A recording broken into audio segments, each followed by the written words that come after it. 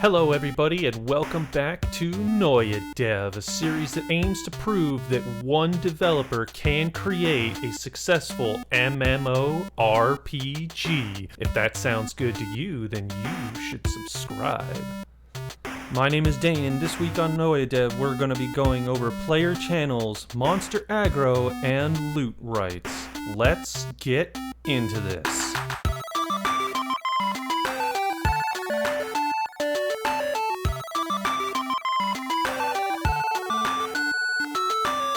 So let's talk about player channels. First of all, what is a channel? In Noia, for each individual area, say this forest here, there are a bunch of different monsters that can spawn in it. If this area gets too populated with players, then a new instance of this area will be cloned for players to go to. A lot of different MMOs do something similar, where MapleStory has 20 different channels active at all times. Other games, like say Warframe, only spawn new channels when all subsequent channels are clogged with players.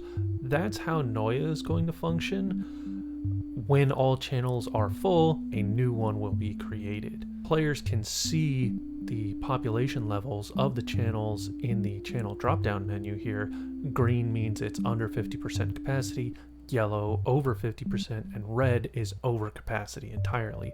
If all channels are red, that is when a new channel will be generated. And if a channel has no players in it, that is when the channel will be pruned. This has an interesting side effect where if a player decides to stay in the last channel generated, that channel will stay there indefinitely. This is why in Warframe, the map known as Fortuna always apparently has a channel 69. When a new channel is generated, it does create a clone of all monsters in that area, including any rare spawned monsters that might be on longer cooldowns.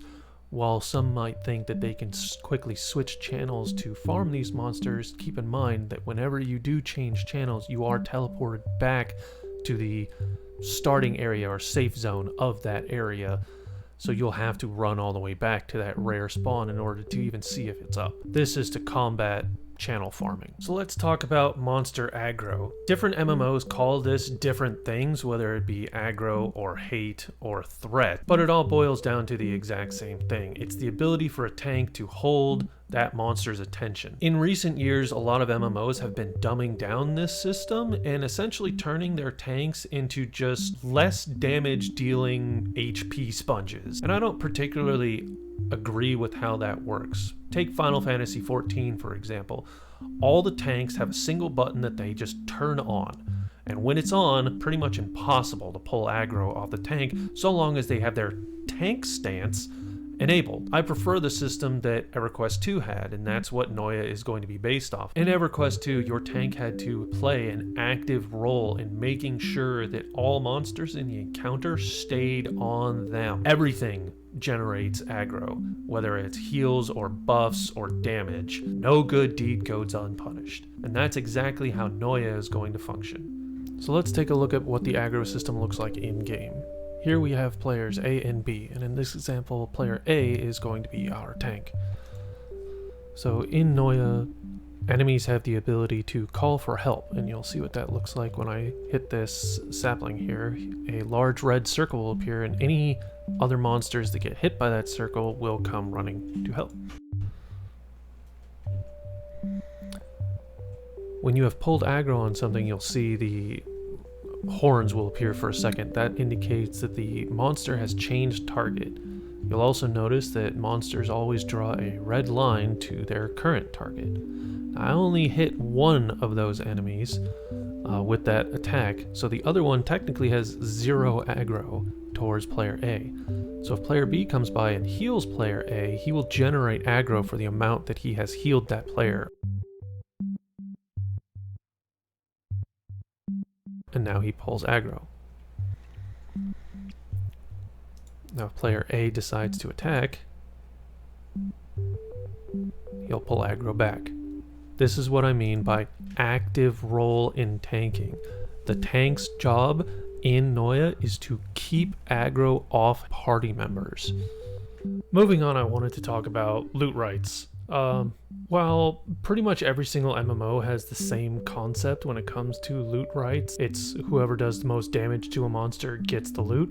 Noia is exactly the same. But MMO, the platform that Noia is built upon, actually doesn't come with loot rights out of the box. It is first come, first serve.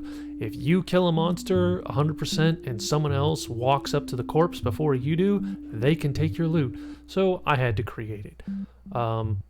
Loot rights in Noia is exactly as you would expect. The person who does the most damage to the monster gets the loot. Now, back when I played EverQuest 2, there were rules put in place that if too many people assisted in killing a monster, then no one got any loot. It would invalidate it entirely. At first, that's how they did it, and then they moved on to what was called encounter locking, where if one party engaged a monster, it would lock the encounter so no other party could interfere in any way. You couldn't heal people from outside the party, and you couldn't deal damage to the monster from outside the party that engaged that monster initially. Currently, there's no encounter locking within Noia, but there is rules in place that if too many people engage the monster, it does invalidate all loot. Going forward, if I do need to create encounter locking, I will. It's an option that I have. But as of right now, I don't see that as a problem. Again, if it becomes a problem, we could fix that. Now, if someone attempts to take loot that isn't theirs, they are met with the following little message. And if they attempt to bypass it through nefarious third-party methods, I get notified instead. So, Noia now has loot rights. So that's it for this week. Thank you everybody for watching. If you liked the video, be sure to subscribe. It helps a lot getting the project out in front of other people. And if you want to leave some feedback, you should absolutely join the Noia Dev Discord server and join the discussion there. Thanks for watching. See you next time.